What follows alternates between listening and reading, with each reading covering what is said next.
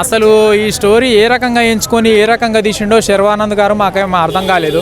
ఆమె చూడటానికి చెల్లిలో ఉంది శర్వానంద్కి, ఎందుకంటే పవన్ కళ్యాణ్ ఖుషి రేంజ్ అంతేముండదు కానీ మామూలుగా ఫ్యామిలీ ఓరియంటెడ్ ఈయన లెవెల్ అయితే బాగుంది సినిమా మాత్రం. ఒక routine story, routine content, routine music తీసుకొచ్చి మనం ముందుకు తీసుకొచ్చి ముఖాన కొట్టేసినట్టు అయిపోయింది. మనమే ఎలా ఉంది? మనమే సినిమా చెప్పాలంటే ఒక మంచి ఫ్యామిలీ ఎంటర్టైనర్ ఈ వీకెండ్కి. చాలా రోజుల తర్వాత మళ్ళీ శర్వానంద్ ఫ్యామిలీ ఎంటర్టైన్మెంట్ సినిమా తీశాడు. పిల్లలతో మంచి ఫన్ జనరేట్ అవుతుంది. ఈ మధ్య పిల్లలతో వచ్చిన సినిమా నాన్నది హాయ్ నాన్న ఉంది, అలా అనిపించిందా? అలా అనిపించిందంటే కొంచెం అనిపించింది, కానీ ఆ స్టోరీ డిఫరెంట్, ఈ స్టోరీ డిఫరెంట్. కానీ ఆబ్వియస్లీ కొంచెం అలా అనిపిస్తుంది. కొంచెం ఎలా అనిపించింది శర్వా కెమిస్ట్రీ? అంటే వాళ్ళిద్దరు కెమిస్ట్రీ సినిమాలు బాగానే ఉంది, కానీ చూసే వాళ్ళకి మాకు ఎలా అనిపించింది అంటే ఆమె చూడటానికి చెల్లిలో ఉంది శర్వానంద్కి. ఎందుకంటే నాకు తెలిసి శర్వానంద్ ఫస్ట్ సినిమా వచ్చిన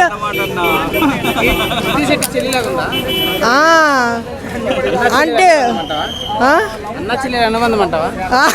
అంతే, అంటే యాక్టింగ్ బాగానే చేసింది, కానీ మాకు చూసే వాళ్ళకి అలా ఉంది. అంటే నాకు తెలిసి సినిమానే దించేసారు అంటున్నారు కదా.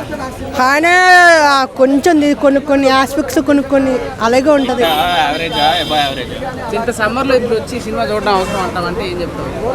నేనంటే ఒకవేళ మీకు ఇంట్లో బోర్ కొడుతుంది, మీకు ఏమి పిచ్చి లేసిపోతే ఇంట్లో చూడండి, పర్లేదు. అంటే ఫ్యామిలీ ఎంటర్టైన్మెంట్ ఒకసారి చూడొచ్చు. అన్ని సినిమాలు ఇప్పుడు అన్ని వన్ టైం వాచే కాబట్టి పర్లేదు. అంటే సాంగ్స్ పరంగా చూసుకున్నా అంత మామూలుగా స్లోగానే నడుస్తూ వెళ్ళిపోయింది.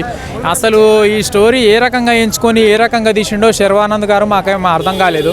ఏంటంటే అసలు మూవీ కాన్సెప్ట్ స్టోరీ ఏంటంటే ఒక routine story, routine content, routine music తీసుకొచ్చి మనం ముందుకు తీసుకొచ్చి ముఖాన కొట్టేసినట్టు అయిపోయింది. ఏంటంటే సెంటిమెంట్ అని అంటే బాబు పరంగా సెంటిమెంట్ ఉంది. అది ఏంటంటే ఇప్పుడు ఫర్ ఎగ్జాంపుల్ వెంకటేష్ గారు తీసిన తులసి సినిమా అది ఏ రేంజ్లో సెంటిమెంట్ ఉంటుంది, అండ్ చిరంజీవి గారు తీసిన డాడీ సినిమా ఏంటంటే పాప కోసం అది ఆ రేంజ్లో సెంటిమెంట్ ఎట్లుంటుంది. ఆ రేంజ్లో కొంచెం ఏంటంటే కొంచెం హైఫై లెవెల్లో హైప్కి తీసుకెళ్తే బాగుంటుంది.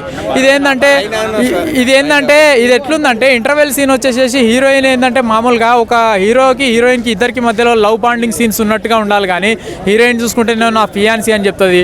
లాస్ట్ ఆఫ్టర్ సెకండ్ హాఫ్లో చూసుకుంటేనేమో ఏదో సొల్లు ఏదో రొటీన్ అంతా తీసుకొచ్చి ముందు పెట్టిండు భయ్యా. ఏమంతా లేదు సినిమా పరంగా చూసుకుంటే ఏమంతా ఎక్కదు భయ్యా. ఏంటంటే అసలు ఎందుకు వచ్చినావా అనవసరంగా.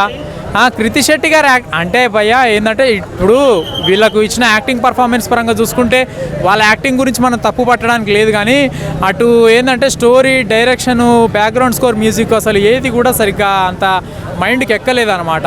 ఏంటంటే ఇలాంటి సినిమాలు అసలు ఎట్లా ఒప్పుకున్నాడో శర్వానంద్ మాకు అర్థం కాలేదు. ఏంటంటే ఆఫ్టర్ శ్రీకరం మూవీ తర్వాత ఏంటంటే మంచి కంబ్యాక్ ఇస్తాడని చెప్పేసి మనమే ఎలా ఉంది bro? Comeback movie Sharwanand 35th movie చాలా బాగుంది. లండన్ బ్యాక్గ్రౌండ్ కానీ, ఫ్యామిలీ సెంటిమెంట్స్ కానీ, కృతి శెట్టి యాక్టింగ్ కానీ, చిన్నపిల్లోడు యాక్టింగ్ చాలా సూపర్ ఉంది. చిన్నపిల్లోడు యాక్టింగే సూపర్, హైలైట్ సినిమాకి మాత్రం. బ్యాక్గ్రౌండ్ స్కోర్ కానీ, మ్యూజిక్ చాలా బాగుంది. కెమిస్ట్రీ కానీ ఇద్దరు ఫస్ట్ కొట్టుకుంటాం కానీ, వీళ్ళ ఫ్రెండ్ పిల్లోడిని అడాప్ట్ చేసుకుని వాళ్ళ శర్వానంద్ ఖుషి రేంజ్ ఉంటుంది అన్నాడు పవన్ కళ్యాణ్. ఖుషి రేంజ్ అంతేముండదు కానీ మామూలుగా ఫ్యామిలీ ఓరియంటెడ్ ఈయన లెవెల్ అయితే బాగుంది సినిమా మాత్రం. Cinema super hit. కృతి శెట్టికి మళ్ళీ ఫ్లాపుల తర్వాత మళ్ళీ హిట్ ఒకటి పడుతుంది. చాలా బాగుంది. బ్యాక్గ్రౌండ్ లండన్ బ్యాక్గ్రౌండ్ కానీ, ఎటువంటి వల్గర్ సీన్స్ కానీ ఏం లేకుండా చాలా బాగుంది.